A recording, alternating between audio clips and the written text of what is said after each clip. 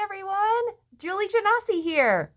Oh, Julie Janasi here. Today we're talking about how to do your foundation without transferring it onto your mask and to keep your skin looking great. Well, you knew I was going to say this, but the first piece of this process is taking good care of your skin. So you want to clean, mask, freshen, and moisturize. Those four pieces are crucial to having good skin year round, no matter what the season.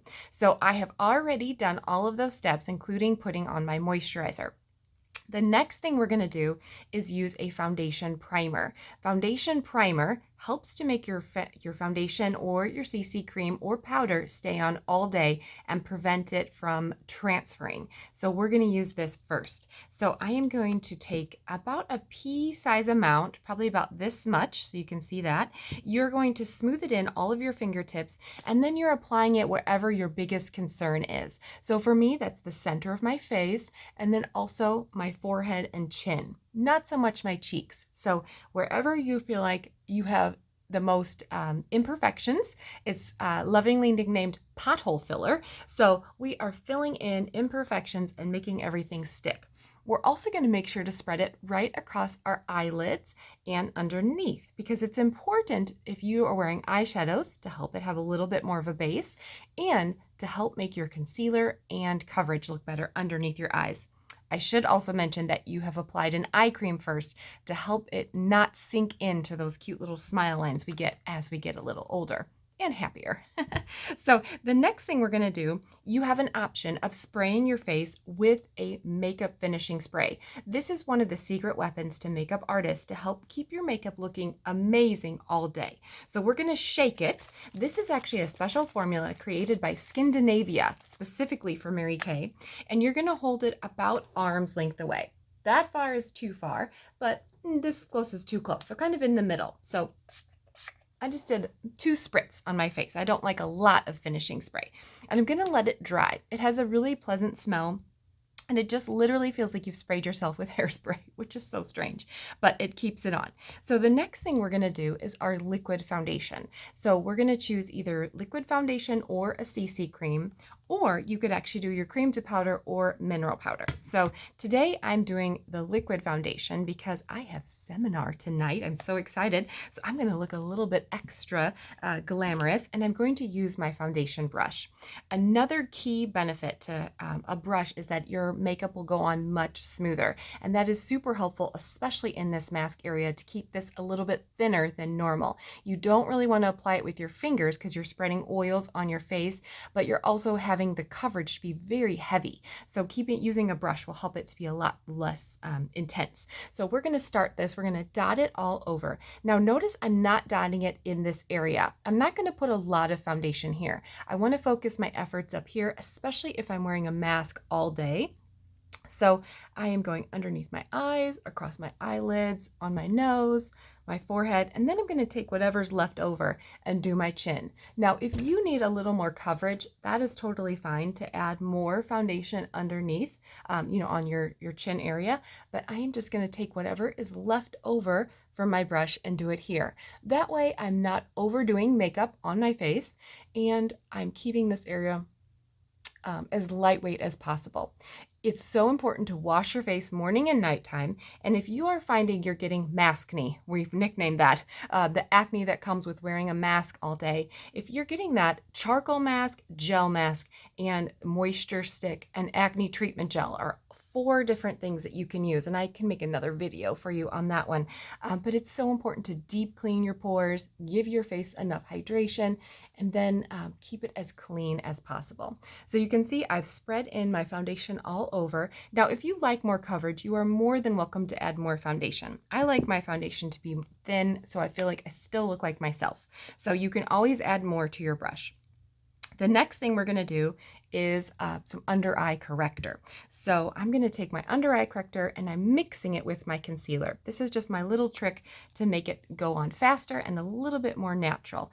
You can tell this under eye corrector has a little bit of a peachy undertone, and so for me it's a little bit too much color for my super fair skin. So I'm going to add in the very light concealer and mix it together. Now you can apply this with your brush or a concealer brush or use your finger. So I'm literally just mixing it onto my hand And then I take a little tap here underneath my eye, underneath this eye, and I'm patting it in. You don't ever want to rub underneath your eyes because it's going to kind of rub it off. And concealer always goes after foundation. I know that might be a shock to many of you. Years ago, it was always concealer first, then foundation.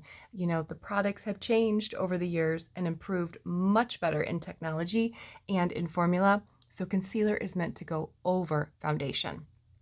Okay, so I'm just kind of rubbing it in down here to make sure it's all patted in.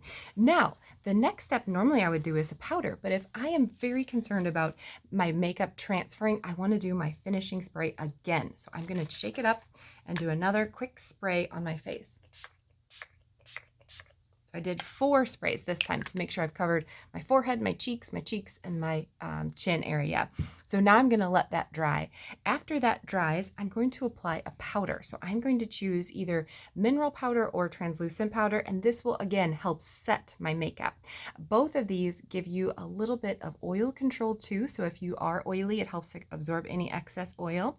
But if you are super oily, oil mattifier, that's a whole nother video. But I have very dry skin, so I am fine just using the powder. So I am going to actually choose today our translucent powder. So I'm going to give this a couple more seconds to dry. Okay, while I was waiting for it to dry, I just put on the rest of my makeup. So now it is ready. I'm ready to put on my translucent powder. Translucent powder you can apply over your makeup because you're not putting it on the eye area.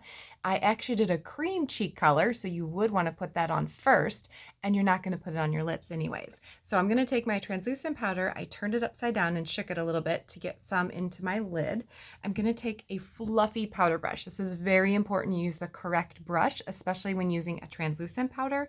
You don't want it to appear powdery. So we're going to take my brush, tap on it, and then we're just going to press it across my face, and then we'll blend it. So we're actually going to press it to help everything sit, and then we'll actually come back and use it kind of like a feather brush to go across. And you can see it's taking out some of the shine.